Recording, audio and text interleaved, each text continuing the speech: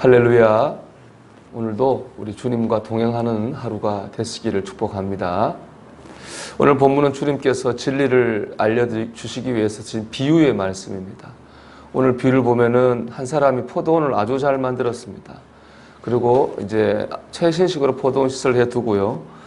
갑자기 외국으로 가게 됐습니다. 그래서 평상시에 신임하던 농부들에게 그 포도원을 맡겼습니다. 세를 받기로 하고 이제 임대를 한 거죠. 그리고 이제 세 받을 때가 돼가지고 자기의 종들을 보내서 농부들에게 세를 받으러 보냈습니다. 그런데 농부들은 세를 내야 되잖아요. 빌려 쓰고 있으니까. 세를 내지 않고 오히려 보낸 종들을 죽이고 때리고 돌로 쳤습니다. 이에 주인은 더 많은 종들을 보냈습니다. 그래도 그 악한 농부들이 회개하지 않는 거예요. 마지막으로 제가 내 아들만큼은 말만큼은 듣겠지 싶어서 아들을 보냈거든요. 근데 오히려 그 악한 농부들은 그 아들을 죽였습니다. 그 아들을 죽이면 포도원이 자기 거 될 거다 하는 그런 욕심을 드러낸 것이죠. 여기 이들이 이런 소장료를 내지 않기 위해서 욕심 때문에 이런 만행을 저지르게 된 겁니다. 여기까지 비유를 들어 말씀하신 예수님이 이렇게 질문하십니다. 그러면 포도원 주인이 올 때 이 농부들을 어떻게 하겠느냐 이렇게 물어요. 어떻게 하겠습니까? 이렇게 말합니다. 사람들이 이 악한 자들을 진멸하고 포도는 제때의 실과를 바칠 만한 다른 농부에게 새로 줄지니이다. 당연히 그렇게 하겠죠, 그죠? 소장료를 내기는커녕 오히려 종들을 때리고 죽이고 아들까지 죽였는데 어떻게 그 악한 농부들을 주인이 그냥 둘 수가 있겠습니까? 이 비유에서 주인은 하나님입니다. 포도원은 이스라엘 민족이고요. 그리고 그 악한 농부들은 여기 나온 것처럼 바리새인들과 같이 이 이스라엘의 영적인 지도자들입니다. 하나님께서는 이스라엘 민족을 그 지도자들에게 맡기셨어요. 근데 제대로 인도하지 못했습니다. 하나님께서 그들을 깨닫게 하시려고 선지자들을 많이 보내셨어요.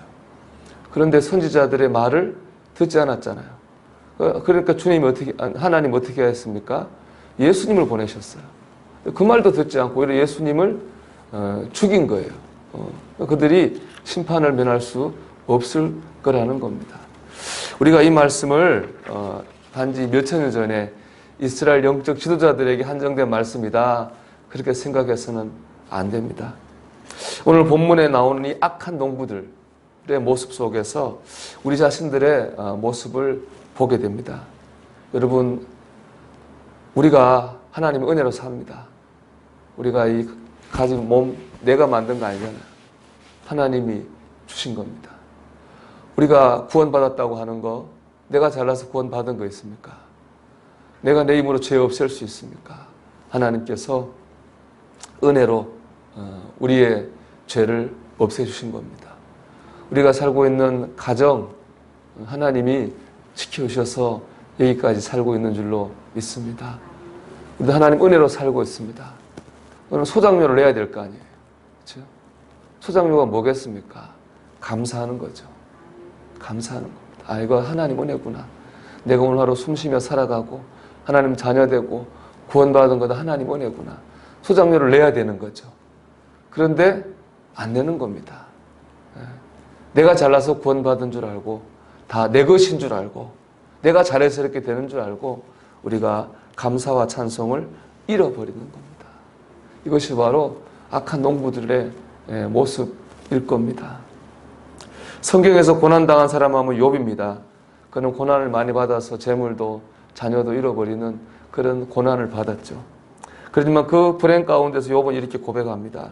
주신 자도 여호와시오 취하신 자도 여호와시오니 여호와의 이름이 찬송을 받으실 지니이다.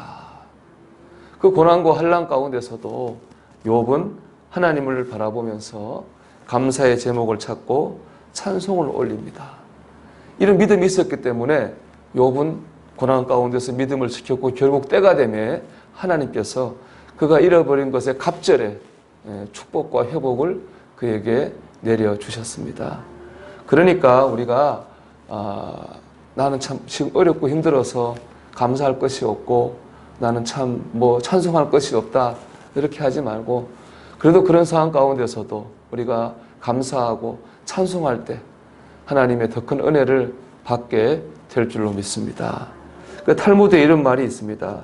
세상에서 가장 사랑받는 사람은 다른 사람의 장점을 칭찬하는 사람이고요.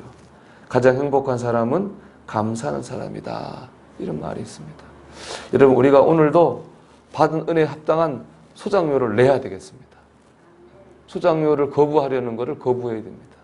오늘도 우리가 감사함으로 하나님 앞에 헌신함으로 은혜에 합당한 삶을 살려고 할 때에 하나님께서 우리에게 더한 은혜를 주실 줄 믿습니다.